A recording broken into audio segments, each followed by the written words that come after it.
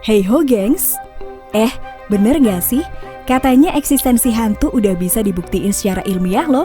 Bener gak ya? Sekali kita cari tahu. Hantu emang selalu bisa jadi topik yang menarik buat dibahas ya gengs. Dalam sebuah film, novel horor atau dongeng pengantar tidur yang aneh, podcast-podcast dan penelusuran di channel-channel YouTube, atau di tongkrongan pas lagi gak ada topik buat diomongin, mereka selalu berhasil grab the attention dan bikin suasana jadi lebih seru atau lebih gloomy. Tapi sebenarnya apa sih hantu itu, gengs? Kalau kata Wikipedia nih ya, hantu atau dedemit itu adalah roh orang atau hewan yang udah meninggoy yang nampakin wujudnya dalam kehidupan. Definisi dari hantu pada umumnya berbeda di setiap agama, peradaban, maupun adat istiadat. Dalam banyak kebudayaan, hantu nggak didefinisiin sebagai zat yang baik maupun jahat. Sebutan setan, iblis, genderuwo, dan sebagainya lebih umum dipakai buat merujuk pada hantu yang jahat. Sedangkan hantu yang baik yang dianggap punya kemampuan buat nolong manusia disebut dengan nama-nama yang berbeda juga, gengs. Kayak sebutan buat datuk, teh cukong, atau penguasa tanah dalam kepercayaan Konghucu, dan lainnya. Itu tadi kata Wikipedia ya, bukan mimin. Meski belum bisa dibuktiin secara ilmiah, tapi faktanya hantu adalah salah satu fenomena paranormal yang paling banyak dipercaya. Bahkan di negara yang katanya udah maju kayak Amerika Serikat. Dalam sebuah jajak pendapat Ipsos tahun 2019, ditemukan bahwa 46% orang Amerika bilang kalau mereka benar-benar percaya adanya hantu, 7% percaya adanya zombie, dan 1% percaya adanya Captain America yang sedang nyamar, nungguin waktu yang tepat buat nyelamatin Amerika dari serangan musuh antar galaksi. Banyak cerita yang beredar tentang entitas yang satu ini, gengs, yang udah diterusin sejak zaman nenek moyang kita dan bertahan sampai sekarang. Dengan penampakannya yang beraneka ragam, mulai dari yang berwajah cantik, tanpa kepala, bertubuh gepeng, bertaring dan memakai taksido, berbungkus kafan, berbau busuk, dan lain-lain. Mimin kok ngeri sendiri ya. Kebiasaannya juga macam-macam, gengs. Ada yang suka melayang-layang sambil cekikikan, ada yang suka nangkring di atas pohon, ada yang suka bawa lentera, bawa gayung, dan bawa cangkul. Buset, itu mau bertani apa ngapain, gengs? Lalu orang-orang mulai berusaha ngebuktiin eksistensi para hantu ini nih dengan nyoba berkomunikasi dengan mereka. Metode yang dipakai juga macam-macam, gengs. Ada yang pakai media papan dengan huruf dan angka, media boneka dan mediator buat dirasuki roh atau hantu yang ingin diajak berkomunikasi. Entah siapa yang ngajarin orang-orang ini, gengs. Mungkin karena di dunia roh sampai sekarang masih belum ada smartphone kali ya. Jadinya mereka kesulitan untuk bertukar informasi dengan manusia lewat WA ataupun direct message di sosial media. Hingga akhirnya hal ini ngedorong manusia pakai kreativitasnya buat berkomunikasi dengan para hantu ini. Di Victoria, Inggris pada tahun 1882, beberapa wanita membentuk klub hantu di beberapa universitas ternama termasuk Cambridge dan Oxford. Klub ini dikasih nama Society for Physical Research dengan Eleanor Sidgwick sebagai presidennya, dengan tujuan buat nyari bukti keberadaan hantu, gengs.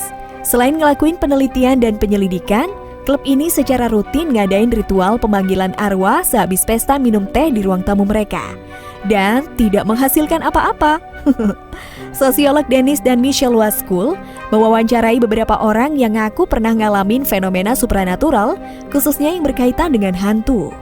Buat kebutuhan penulisan buku mereka, Ghostly Encounters, Haunting of Everyday Life. Dalam wawancara itu, Dennis dan Michelle nemuin bahwa kebanyakan dari responden gak begitu yakin kalau fenomena yang mereka alami adalah perbuatan hantu. Karena mereka gak ngelihat apapun yang oleh banyak orang disebut sebagai hantu. Mereka hanya yakin kalau yang mereka alami adalah sesuatu yang luar biasa, gak bisa dijelasin, misterius dan menakutkan, yang sayangnya gak bisa dibuktiin secara ilmiah. Beberapa peneliti hantu bilang, kalau alasan kenapa hantu belum terbukti adalah mungkin karena kita belum punya teknologi yang tepat buat mendeteksi dan nemuin dunia roh.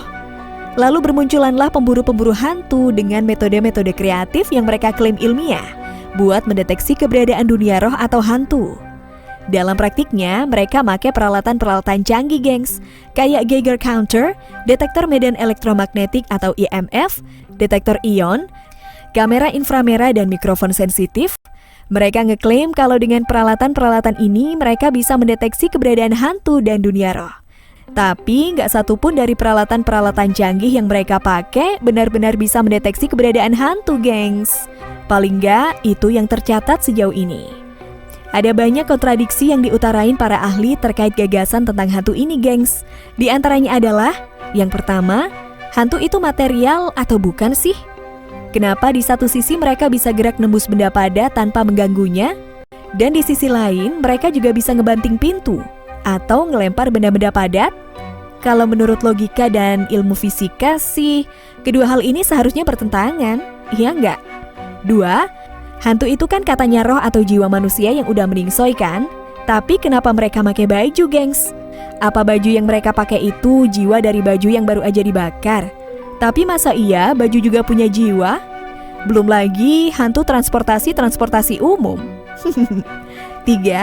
Buat ngedukung gagasan hantu mereka, beberapa orang pakai hukum pertama termodinamika Einstein. Kalau energi nggak bisa diciptain atau dimusnahin, tapi hanya berubah bentuk. Kira-kira apa yang terjadi pada energi tubuh kita pas udah meningsoi? Hantu adalah manifestasi perubahan bentuk energi. Begitu menurut mereka. Asumsi ini terdengar masuk akal, gengs, sampai kita mulai menggali fisika dasar. Jawabannya sangat sederhana. Setelah seseorang meningsoi, energi dalam tubuhnya bakal pergi kemana semua energi organisme pergi setelah kehidupannya berakhir, yaitu ke lingkungan. Energi dilepaskan dalam bentuk panas, dan tubuh ditransfer ke hewan-hewan kayak cacing, bakteri-bakteri pengurai, dan tumbuhan yang menyerap kita. That's a wrap, gengs. Last words to say, masih banyak misteri-misteri yang belum terpecahkan, bahkan oleh sains sekalipun. Sekarang, keberadaan hantu emang masih belum bisa dibuktiin secara ilmiah. Tapi, sains juga masih belum bisa ngebuktiin kalau hantu itu nggak ada. Nah loh. Thanks for dropping by and watching this video. Semoga video ini bisa mencerahkan kalian ya. Kalau kalian suka, silahkan like, comment, share, dan aktifkan lonceng notifikasi. Jangan lupa tinggalin jejak kalian dengan komen di bawah ini ya. Bye, gengs!